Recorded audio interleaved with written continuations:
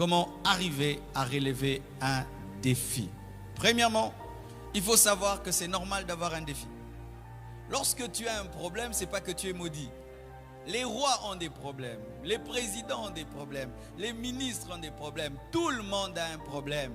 Tu n'es pas le seul à avoir un défi, tout le monde. Et la vie est faite de défis. Le jour qu'il n'y a plus de défis, la vie cesse d'être la vie. Tu nais, tu as un défi, tu dois téter. Après, tu dois grandir, marcher. Et puis, tu dois parler. Et puis, un défi, tu dois aller à l'école maternelle. Après, primaire. Après, secondaire. Et puis, humanité. Et puis, il faut que tu aies ton graduat. Et puis, ta licence. Et puis, spécialisation. Et puis, tu dois trouver un travail. Et puis, tu dois te marier. Et si tu te maries, il faut que tu aies des enfants. Et puis, il faut que ces enfants aussi se marient. Et puis, que ces enfants aussi aient des enfants. Et puis. Avoir des problèmes, c'est normal. Si tu ne veux pas avoir des problèmes, fais deux choses. Meurs ou n'existe pas. Tu n'auras aucun problème. Mais si tu veux vivre, tu auras des défis. Même se réveiller est un défi, vrai ou faux? Prendre même une douche, c'est un défi, n'est-ce pas? Prendre sa voiture, rouler, c'est un défi. Il y a tout le temps des défis, des petits et des grands défis. Mais sachez que tout le monde a des problèmes. En soi, dans la dimension du problème, nous sommes égaux. Mais souvent, c'est le comportement, l'attitude face au problème qui est différent. Tous ont eu un Goliath devant eux. Ils ont décidé de fuir, de se plaindre. Mais David est venu face à ce même Goliath.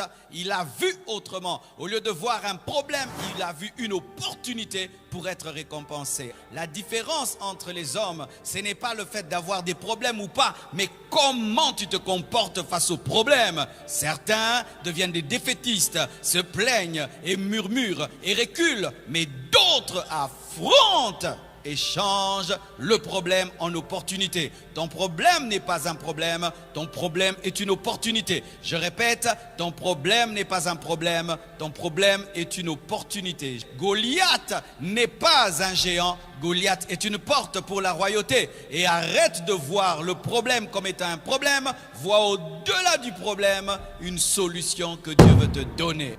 Ainsi, lorsque tu sais que avoir un problème n'est pas une malédiction, avoir un problème n'est pas un problème, tu vas t'asseoir, tu vas prier, tu vas réfléchir et tu vas dire comment ferais-je pour relever ce défi, et Dieu va te donner une solution. L'homme qui pleure tout le temps face à ses problèmes a des yeux tout le temps en larmes, de sorte qu'il ne peut voir la solution de Dieu, parce que tout le temps pleurer t'empêche de voir. L'homme qui pleure tout le temps quand il a des problèmes, l'homme qui se plaint tout le temps quand il a des défis, devient aveugle. Il est aveuglé par ses larmes, de sorte qu'il ne peut voir la solution de Dieu. Lorsque tu vois Goliath et tu pleures, tu ne vas pas voir qu'il peut mourir avec une pierre. Arrête de dire que tu es maudit.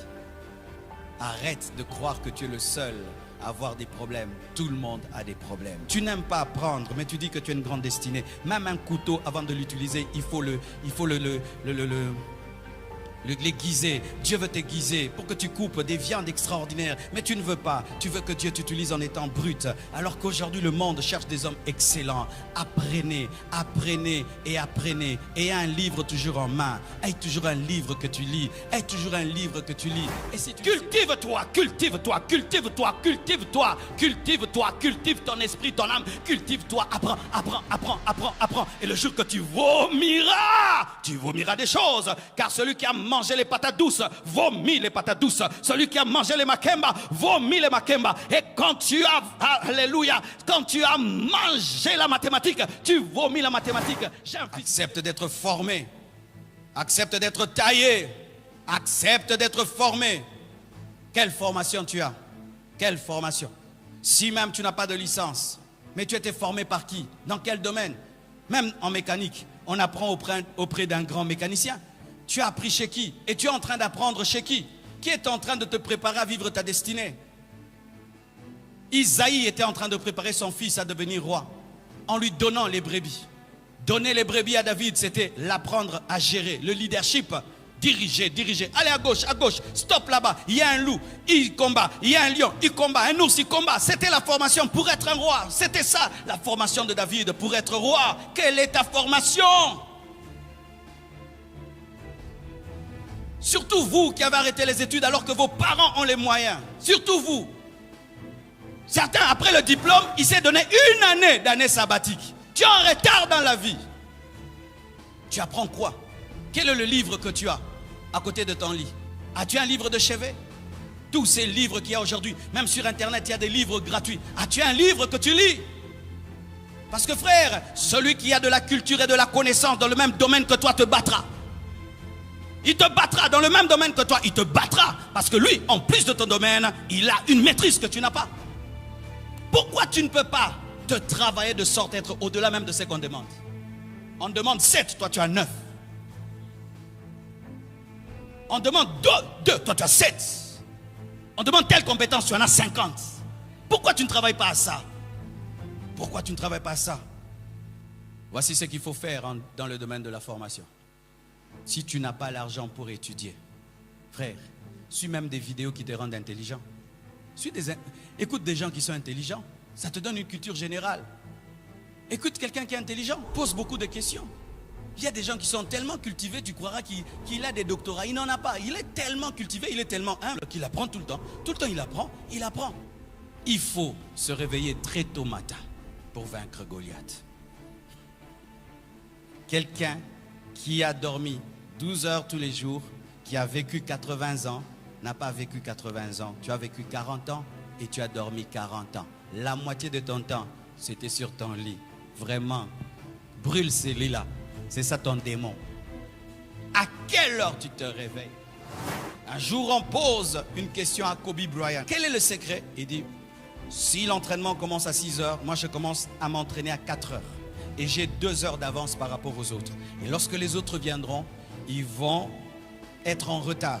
Ce qui fait qu'après des années, j'aurai des années d'avance. Et comme ils seront toujours en retard, je serai le meilleur basketteur, le temps. Lorsque tu te réveilles à 12 heures et qu'un autre s'est réveillé à 4 heures, mon frère, il a 8 heures d'avance par rapport à toi. 8 heures. 8 heures. Et tu sais, en 8 heures, quelqu'un peut écrire un livre. Tu sais, en 8 heures, quelqu'un peut faire 8 affaires. Pendant que tu dors, il y a des gens qui ont déjà pris leur café. Ils se sont déjà habillés. Ils sont déjà sortis. Ils ont commencé déjà à travailler. Ils ont déjà commencé à faire entrer de l'argent. Et ils ont commencé un autre business, un autre, pendant que toi tu dors. Et pendant que tu te laves et tu es en train de déjeuner, lui, il est en train maintenant de clôturer sa journée. Il finit sa journée plus reposé que toi qui t'es réveillé à 12 heures. Pourquoi? Se réveiller tôt fait partie du succès. C'est que l'homme qui est capable de se réveiller tôt a la capacité de se priver d'une chose qu'il aime. Parmi les plaisirs que nous avons sur cette terre, manger tout le reste, il y a aussi dormir. C'est pourquoi la plupart d'entre nous, lorsque nous dormons, nous ressemblons à des bébés. Parce qu'il y a un bonheur d'en dormir, n'est-ce pas? N'est-ce pas? Un jour, ma fille m'a dit, papa, je vais t'offrir un cadeau. J'ai dit, quoi ma fille? Le sommeil, parce que tu travailles beaucoup. Oui. C'est un bonheur que de dormir. Mais alors tu es dans ce bonheur-là. Tu es en train de rêver et tu es dans ton lit douillet. Faites attention au lit douillet. Hein? Tu es dedans là, bien climatisé. Mais 4 heures sonnent. Tu sors de ce lit.